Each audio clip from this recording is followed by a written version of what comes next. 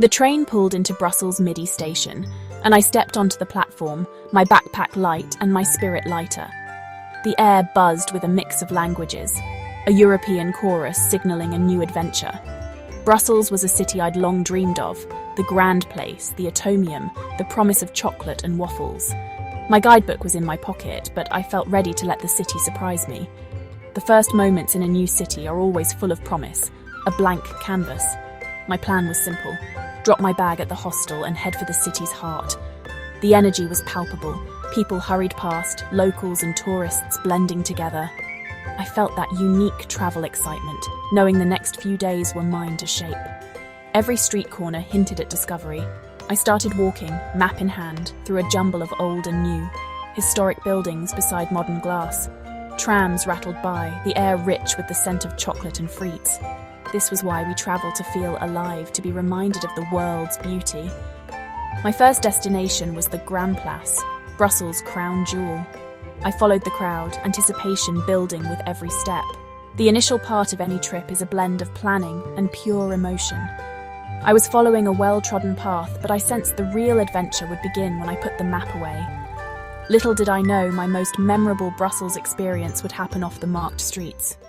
The real journey was about to begin. After soaking in the splendor of the Grand Place, I craved something more authentic. I slipped down a narrow side street away from the crowds.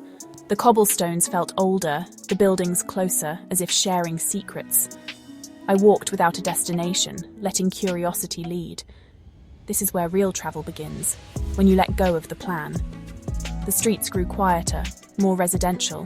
Souvenir shops gave way to bakeries, flower stalls, and quiet cafes. I watched daily life unfold: a woman watering flowers, a baker dusting off his apron, children laughing nearby. I was no longer a tourist, but a quiet guest in someone else's neighborhood. This was the Brussels I'd hoped to find, subtle, simple, and beautiful in its normality. I passed a tiny bookshop, peeked into a sunlit courtyard with a sleeping cat. These weren't landmarks, but they were real. I realized I hadn't looked at my map in over an hour. A thrilling thought crossed my mind. I might be a little lost. But instead of panic, I felt excitement. Getting lost was a choice, a trust in instinct over itinerary. The city's familiar sounds faded, replaced by a gentle hum. I was exactly where I needed to be. At a crossroads, nothing looked familiar. My map felt useless. A flicker of anxiety sparked. Where was I? How would I get back? But curiosity soon replaced fear. I was off the grid, in a place I hadn't planned to be. This wasn't a failure, it was an opportunity. I took a deep breath and leaned into the unknown. What could I discover here in this unplanned place? My senses sharpened. Intricate ironwork on a balcony, piano music from an open window, a mural splashed across old brick. Being lost forced me to slow down and notice the world around me. I stopped worrying about where I was going and focused on where I was. I walked, guided by the slope of the street and the sound of church bells. Lostness became a state to enjoy, not a problem to solve. I was on an adventure guided by serendipity. Travel isn't just about seeing new places, but about seeing yourself in a new context. Stripped of plans, I relied on intuition and connection. The world opens up when you admit you don't have all the answers. I was discovering the art of being present, and right now was wonderful. My wandering led me into a secretive part of Brussels, narrow alleys, cozy and intimate. It felt like stepping into the city's past, away from grand boulevards. Every corner revealed a quiet tableau of daily life, untouched by tourism. No tour bus could navigate these winding paths. I stumbled upon a hidden courtyard behind a heavy wooden door. Inside, a tranquil garden, a stone fountain, pots of flowers, an elderly man reading. It was pure, unexpected beauty, something you can't find in a guidebook. This discovery emboldened me to seek more hidden spaces. I found tiny passages, archways opening into quiet squares. These weren't tourist attractions, but they were deeply authentic. Each discovery felt like a secret shared between me and Brussels. The most memorable parts of a city are often hidden in plain sight. I lost track of time, exploring this enchanting neighborhood. The anxiety of being lost faded, replaced by wonder and connection. Sometimes you have to get lost to find what's truly worth discovering. My senses were alive. Brussels was something I felt, heard, and smelled. I passed a fromagerie, the aroma of cheese rich and earthy. A boulangerie's scent of baking bread made my mouth water. These were the authentic aromas of a living neighborhood. The city's soundtrack changed. The clatter of dishes, a bicycle bell, soft conversations in French and Flemish. I paused to listen, leaves rustling, pigeons cooing, a distant church bell. It was a symphony of everyday life. Visually, I noticed details I'd missed before. Ornate door knockers, colourful tiles, sunlight painting patterns on brick. My focus shifted from the monumental to the personal. Slow travel lets you appreciate the artistry in the everyday. I wasn't just a visitor. I was an active participant, absorbing the atmosphere. The combination of sights, sounds, and smells created a perfect, unforgettable moment.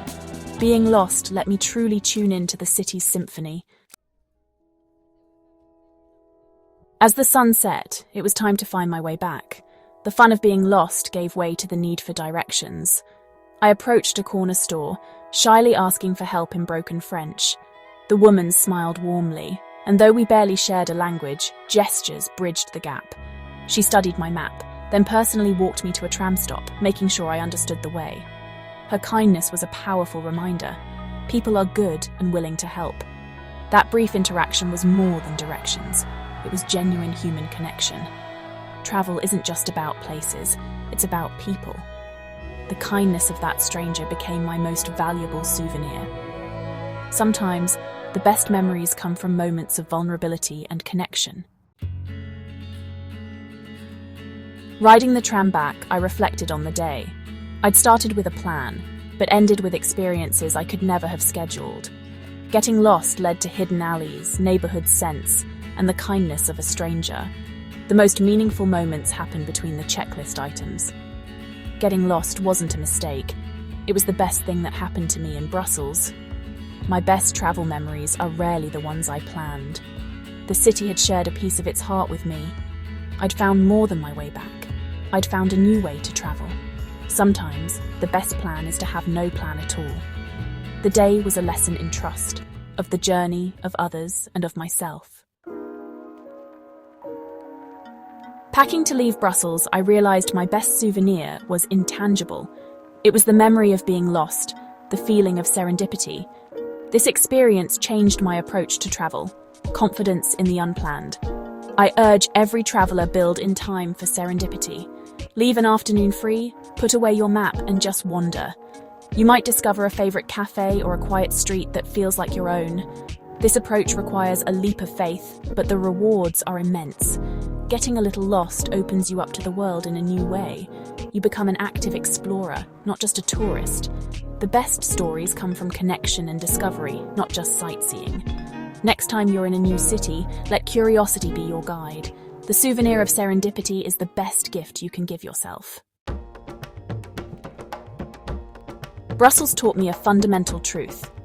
Travel is about connection, not just sightseeing.